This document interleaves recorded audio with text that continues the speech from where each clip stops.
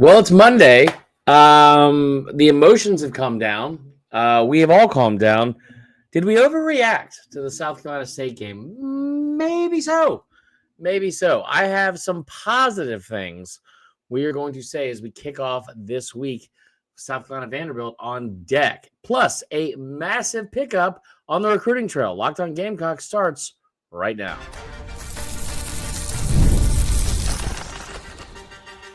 You are Locked On Gamecocks, your daily podcast on the South Carolina Gamecocks, part of the Locked On Podcast Network, your team every day. What's up, guys? Welcome into Locked On Gamecocks. I'm your host, Chris Marler. I hope all of you are having a fantastic Monday, if that's even possible. And welcome back in. I appreciate all of you watching. Thanks you for making Locked On Gamecocks your first listen each and every day.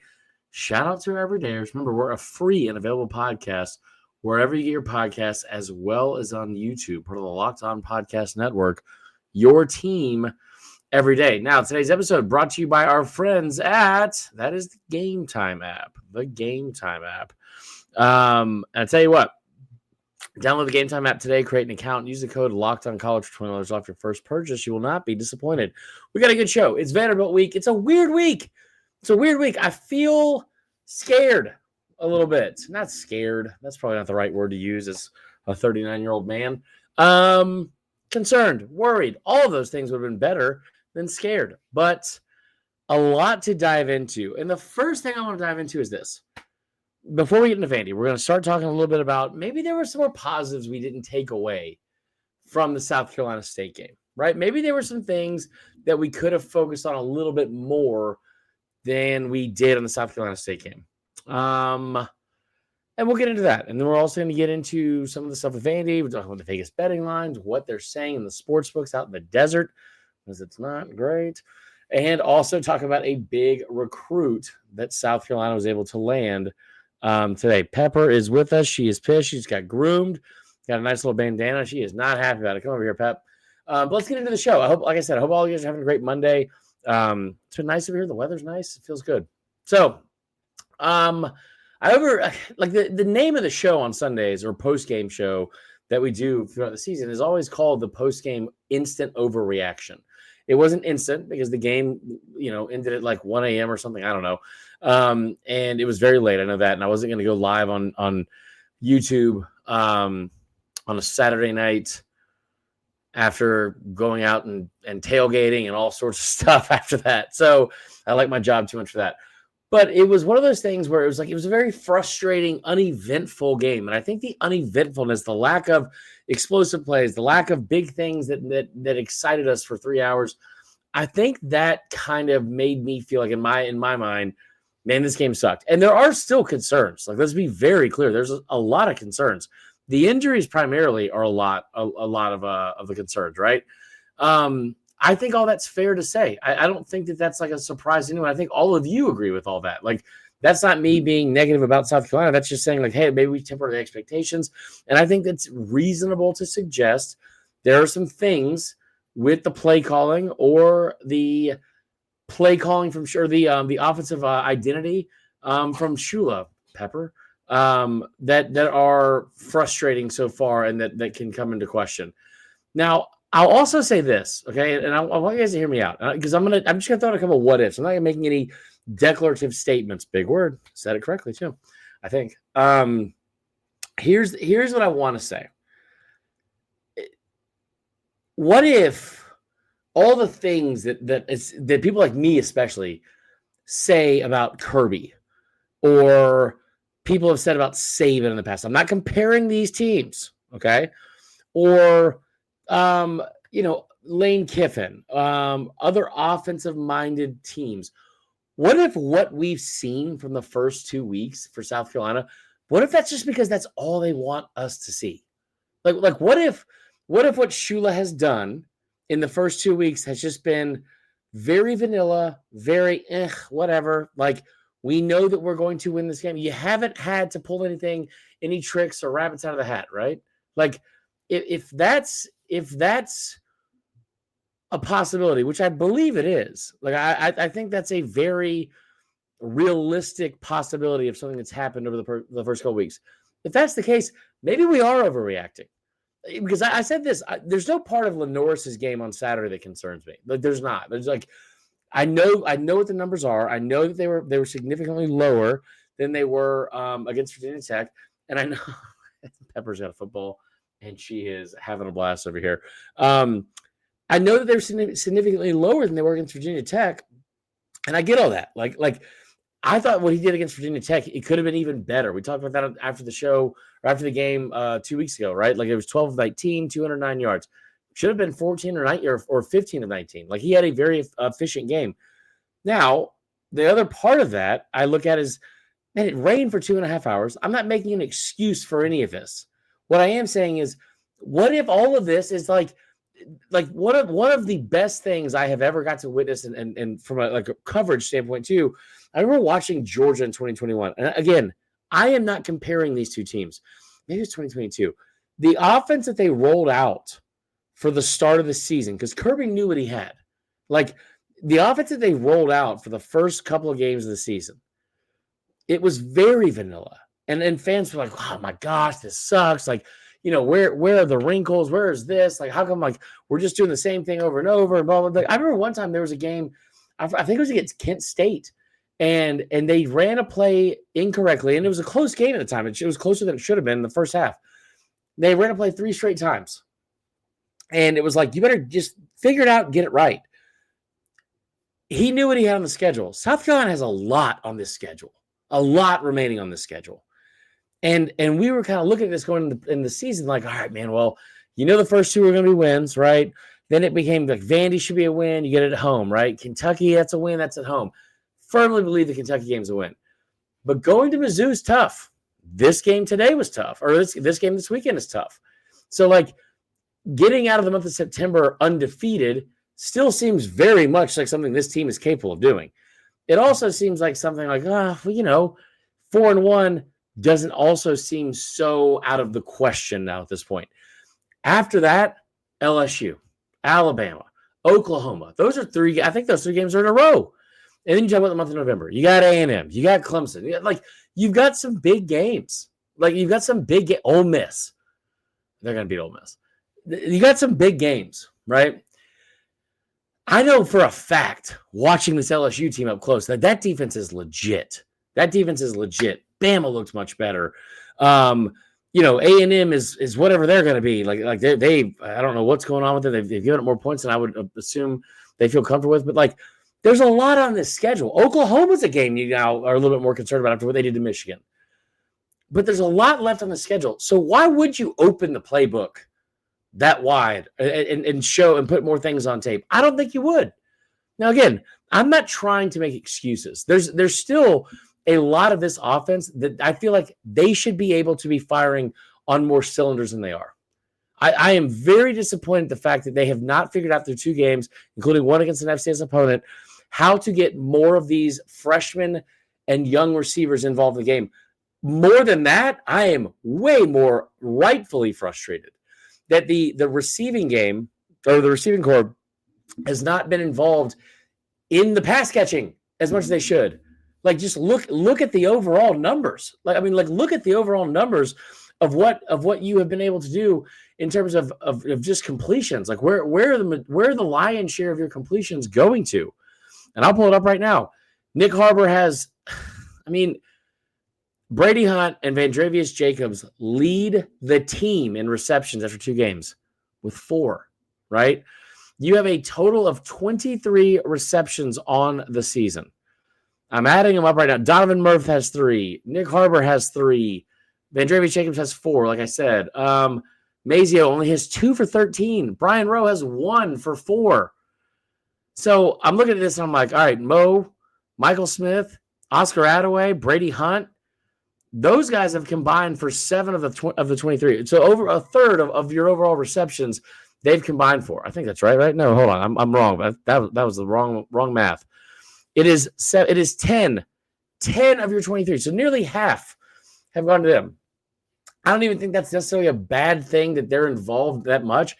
I'm just confused as to why there aren't more players involved at catching the football. We're not getting a lot of targets to those younger guys. They're not getting a lot of play and a lot of run, literally, in the game so far. And that is something for me that I'm like, that's where my concern comes in. And again, I think I've watched this football team just like you have play their C+ game. This might have been worse. This might have been a C- game, but a C+ game offensively for 2 straight weeks. You cannot go play a C+ game against this Vanderbilt team.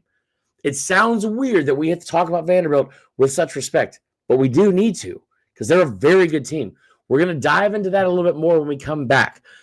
Before we go to commercial break, though, I do want to give a shout out to our friends at Supply House. We talked about them briefly yesterday. I want to talk about them again real quick.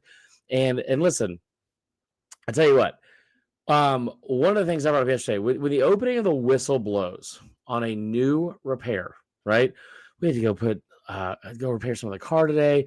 We had to go put some stuff, get some stuff fixed in the house. Like, you guys know how quickly that can add up. Well, I'll tell you what, get your crew moving forward with Supply House. Order today, see parts on your doorstep tomorrow. Over 280,000 plumbing, HVAC, and electrical items from the most trusted brands in the business.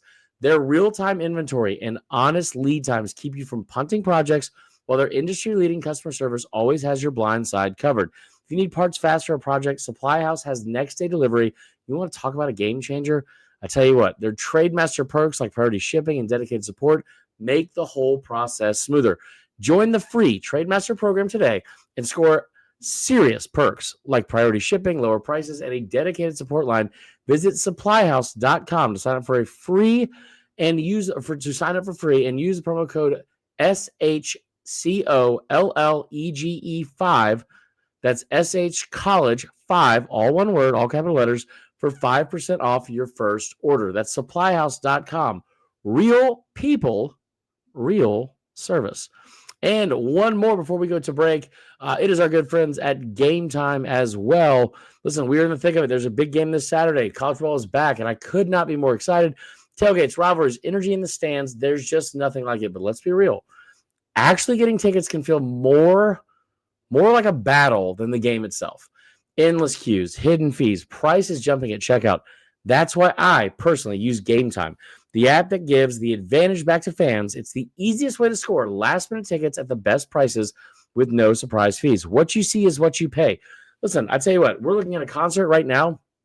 His name's Petey. He's awesome. You guys might not know him. Maybe you do. If you do, give him a shout-out. He's really, really good. We're huge fans of his. We are looking to go to a concert of his October, I believe, the 2nd in New Orleans.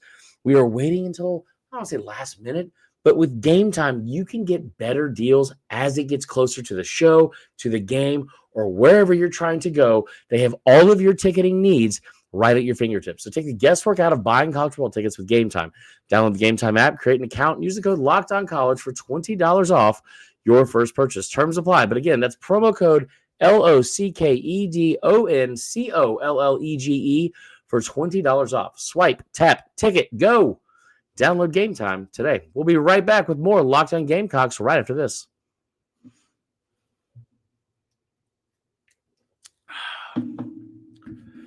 All right. Let's talk about Vandy a little bit. Everyone talks about Pavia. Not enough people talk about Stowers. And almost nobody is talking about how good the defense is. The defense is one of the top defenses in the country statistically, okay? Giving up 191 total yards per game, or just over that. Listen, they're good. They've given up 11.5 points per game so far this season. That's also very, very good. You want to talk about just what they've been able to do, like I said, defensively. Only allowed 23 total first downs. 3 of those came by penalty, by the way, so they are staunch at allowing anybody to move the football. Excuse me. I will also tell you that they have some of the best special teams. They've only punted twice all year, but they've still been very good in their special teams. They do not get off the field a ton. They just do not get off the field a ton. They're putting up 8.37 yards per play. Now, listen, some of this is skewed because of who they played in week 1 and how awful that team was, right? Their week 1 opponent was Charleston Southern. They beat them 45-3. But you have a common opponent. And I see this twofold. You guys tell me in the comments if I'm wrong, but I don't think I am. I've seen a lot of this on social media this week. It's like, why are we only talking about LaNorris Sellers in South Carolina and how they're a top 10 team? And Vandy's played a common opponent, beat the brakes off of them, beat them way worse than South Carolina did. And we're not talking about them. I don't know. Vandy's win against Vatech was really, really impressive. I told you the other day, they went into that game. They allowed 21 total yards in the second half of that game. Good teams and good coaches make halftime adjustments. That's exactly what they did. They're down 20-10, and then next thing you know, gets away from them.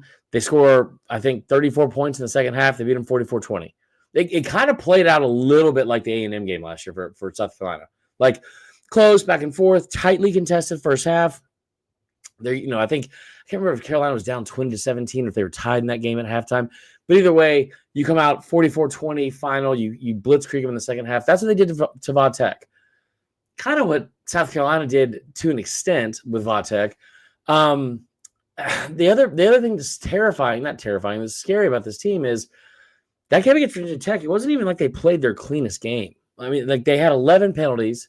They had 2 turnovers. They lost turnover battle. This is not a team that turns the ball over a ton. Okay? It's not a team that turns the ball over a ton. You look at what they did last year. Last year, in 2024, I think they led the SEC with the fewest amount of turnovers in the entire. They led the country. They only had 7 total turnovers last year in 2024. I mean, that's insane. That's insane. Now, I will tell you this too. Okay, they lost 3 of those to Texas. They lost 1 to South Carolina, of course. Listen, South Carolina had a fumble in that game. South Carolina is one of 23 teams in the country right now that has not had a turnover this year. I think that's obviously going to be one of the biggest factors. That's something we're going to talk about over and over again. But these are 2 evenly matched teams, and I really, really like the South Carolina team. I think they match up well with Vandy, and I think part of it's going to be how healthy we see this team. So waiting on a few updates with that. But how healthy they are going into Saturday, I think, and how well they protect the football will ultimately decide some of this game. I think this is the best game of the weekend. And I'm not saying that because of the name on the show or the name on the hat.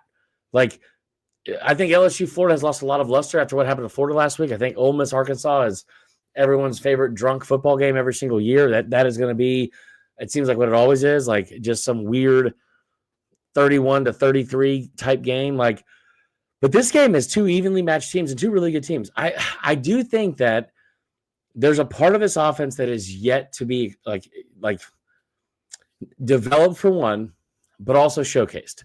And I think that what they will do is figure out a way to make sure, like I don't think Vandy's offense has enough to beat South Carolina to outscore them if they have to. Now, South Carolina's got to score some points. Right? Like they've got to score some points. You think about how many points they've been able to score this season, and it's been because of special teams or defense and like all those things. I mean, you got 4 touchdowns on the year, 28 total points on the year that have come from not offensive touchdowns, excuse me. So yeah, I mean, that is a concern. You want your offense to be able to put the ball in the end zone. But here's the thing I keep going back to as well, guys. And I'm not. I know that the past it doesn't matter about different stuff, but you've won 16 straight against these people. You've won 16 straight against these people. You're at home in Williams-Brice. Okay? Let me give you some of the scores of the game since Beamer's been there, okay? 21-20, that was a close one. Remember that? The thriller in 2021. Next year, you beat them by 11, 38-27. Here's what you've done the past 2 years. 47-6, 28-7. The 28-7 was the one on the road. But Beamer's owned these people. Only one of those games has been within 7 points. Only one's been within 10. I do think they are a different team, a different program now, and Diego Pavia is going to have this team fired up and ready to go. Right? They're going to be fired up and ready to go. That being said, they have to come to your house. They have to come to Willie B on Saturday. Like, that team has to come, get on a plane, get on a bus, walk into a very hostile environment, and try to walk out of there with a win. I know that Diego Pavia isn't going to be that flustered as he loves to say, but I don't know if he's played in an environment like that. He got Texas at home last year. He got Bama at home last year. They had a morning game against Auburn, which was not a great Auburn team. And Jordan Hare is a lot different in the daytime than it is at night. And they also, like, a lot of those fans felt kind of checked out at times. Like, I don't know if he's faced a team like the one that South Carolina, an environment like the one South Carolina is going to put in front of him on Saturday. I mean, this has like the close. I almost said loss. But the game against SC State, you won by 28 points, and we're all over here moping like, oh my God, there's so many issues. How underwhelming is this team? They only won by 28. So I look at that and I'm thinking that first week, you still knew there was kind of some cracks in the foundation, some chinks in the armor or whatever. Fine. But what the game against SC State has now given you is put that chip back on the shoulder, right? It may have slipped off a little. It's firmly put back on the shoulder. Like, this team is trying to come into your house and take something from you. And they're doing it arrogantly, right? They're doing it like Diego Pavia said at the start of the year. Like that's the game I have circled. That's the game I have circled. Shut his ass up. I love Diego Pavia. I think he's great for college football. I think he's great for the SEC. Shut him up. Like, you want to call out this fan base and this environment and everything that's capable of, and how big of a difference maker that can be. You saw it last. I mean, like, this place needs to be exactly what we saw last year against A&M. Exactly what we saw against A&M. Like, this needs to be. This does not need to be a hostile environment. This needs to be a house of effing horrors. Okay, and that's about as clear as I can make it. Now, that is all we're going to say for Vanderbilt right now. We're going to keep getting into some of the stuff throughout the week. I will tell you this: the Vegas line opened at 8.5. It is now dropped to 5.5 in some places. Like, the opening line opened at, I think, 8.5. I don't know when. It wasn't this week because I saw it at 6.5 on Sunday. But it has come down at least 1 point, 3 since its initial open, in favor of Vanderbilt. In favor of South Carolina, but Vanderbilt's the underdog. So that means people are betting on Vanderbilt. I think a lot of that is recency bias. I think it's going to be a good game.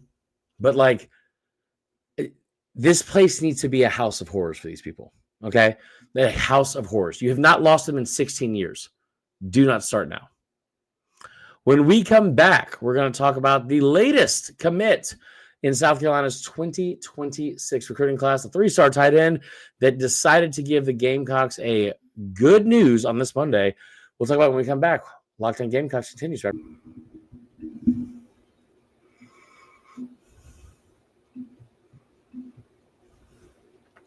All right, so welcome back to the rest of this episode. Real quick, before we get started, got to pay some bills. And I tell you what, quick question for all of you football fans out there. If you could go back in time and sit front row at your school's biggest rivalry game, what hat would you be wearing? Yes, I said hat. For me, it would be the game. These are just hats. They're the same vintage hats and nostalgia. And just that brings back the 80s, 90s. I don't wear them this flat build, to be honest. I have it sitting over here on the shelf. They have this one. It's my favorite as well, by the way. They still go, right?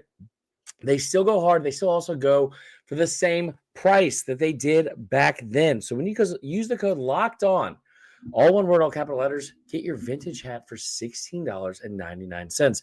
Head to thegamecaps.com, thegamecaps.com. Grab your team's classic bar, like this one right here that says Cox, or the retro circle one that I just pointed out right here as well. And get either design if you use the code LOCKED ON for an exclusive discount, because legends wear the game. All right, let's close out today's show with this. Good day. You got an in-state tight end commit. I tell you what, he's a 3-star. He's a 3-star recruit, Caden Ramsey. Just an interesting pickup here, mainly because it didn't feel like it was super on the radar. Maybe I've just been wrong. But it didn't feel like it was a super on the radar. He's from Cross High School. Committed today, 6'5", 210, right? Not ranked. Not ranked in the ESPN, but he's the 20th ranked tight end from Rivals on 3, and then 256th ranked player on 247. Somebody's got it wrong, guys. Somebody's got it wrong. So the On3 site, which is now Rivals, if you guys have followed any of that, that is a guy that they have seventh in the state of South Carolina, and the 20th best tight end in the country. Okay. He had offers from Coastal Carolina, Syracuse, Georgia Tech, USF, Virginia Tech, East Carolina, and Syracuse, as well as Charlotte. Let me tell you my speculation on this. Okay. One, Sean Elliott, your tight ends coach, is a phenomenal guy to recruit for this university. I'm not going to get into this. I wish they would move him to the offensive line and still keep Teasley on to recruit because he's also a good recruiter. But Sean Elliott is like as likable as it gets when it comes to recruiting. Does a phenomenal job. Anyway, that's nice. So I think 6'5", 210. There's no chance that he's stopped growing. He's at least the frame is big enough to put on at least 30 to 40 pounds. He will be in that same range with some of those other guys. This also is starting to feel a little bit like a situation where this is the standard and where the bar is being set, or maybe the boxes that needs to be checked for this position. We've talked about this before with other positions. Like you want people in this position to be this size, this height, this weight, whatever. Running backs. You don't see a ton of running backs that South Carolina's recruiting or getting commits from that are under a certain weight or under a certain height. Defensive backs. You're starting to see a lot of the 6'1", 195, 6 feet, 195. Like you don't see a ton of guys that are under that size. So maybe that's one of the things we're seeing here as well. I think the thing for me also is this is a kid that's going into his senior year, right? 2026 recruit. And he has offers from USF, Virginia Tech, East Carolina, Georgia Tech, Charlotte, and Syracuse. Fran Brown's a hell of a recruiter. I don't know what Fran Brown was doing all the way down here from Syracuse, 708 miles away from this kid's school, and recruiting, right? But I do know this. Having this kid in the fold now feels like they've had some tape, either him at 7-on-7 camps, or they feel really good about what he projects to be, and they are in ahead of other people. Like this feels very much like you're going to see some other SEC teams and some other big Power 5 teams come in here later and offer this kid, especially now that he's committed to South Carolina. I think that's what it screams to me. 3-star at 6'5", 210. I mean, they've recruited this position well. So it's yet another guy with some good size and that makes you climb back up to the number 17th overall class in the country. Love to see that, for one. What does this do for the class overall? So listen, like I said, 17th overall in the country. This is their 16th commit in the class. 9 of the 16 are 4 or 5 stars, which is just insane. He becomes your 7th 3-star in the class. Let me put this in perspective about where this ranks amongst other teams around the country. You're behind Clemson. There's 14th. You're behind Florida State, and you're behind Penn State, right? Those are 16, 15, and 14 in the rankings ahead of you. Every single one of those teams that I just mentioned has at least 21 recruits. South Carolina has 16. I keep bringing this up, and I'm going to continue to keep bringing it up. But when you talk about just from a score standpoint or an average rating standpoint of where South Carolina ranks per player in the country, I'm looking at it right now, 4, 5, 6, 7, 8. It is way, way higher, and you're ahead of Clemson. Like again, you've only had 16 commits. All of the people that are ranked ahead of you, like all of the teams that are ranked ahead of you, have a significant amount more recruits than you do. Besides LSU, LSU only has 16, but you're one of only 4 teams right now that's even in the top 20 nationally that has less than 20 recruits committed. So again, when 9 of your 16 commits are blue chip or better, I'm not saying I don't know where this kid's recruitment is going to end. I will tell you right now, I firmly believe he's going to have way more offers than the 7 he currently has. He's going to have way more Power 5 offers than the Virginia Tech, Georgia Tech, and Syracuse offers that he has. He will end up with more SEC offers. This is the first SEC offer that he has. And I do not think it's going to be his last one either. So That is all for today's episode. I hope all of you guys have a great rest of your evening or Tuesday morning whenever you're listening to this. Really appreciate you guys as always. We'll be back tomorrow with more stuff about Vandy. We're also going to do a crossover episode with our buddy Corey Burton. We did one earlier with him in the summer when I had no voice. He did me a huge solid and helped me out. He predicted Vandy to win back then. Now I have a voice, so we're gonna defend. We're going to defend South Carolina a little bit more and a little bit harder this time around. Anyway, that is all for today's episode. Until next time, go Cox.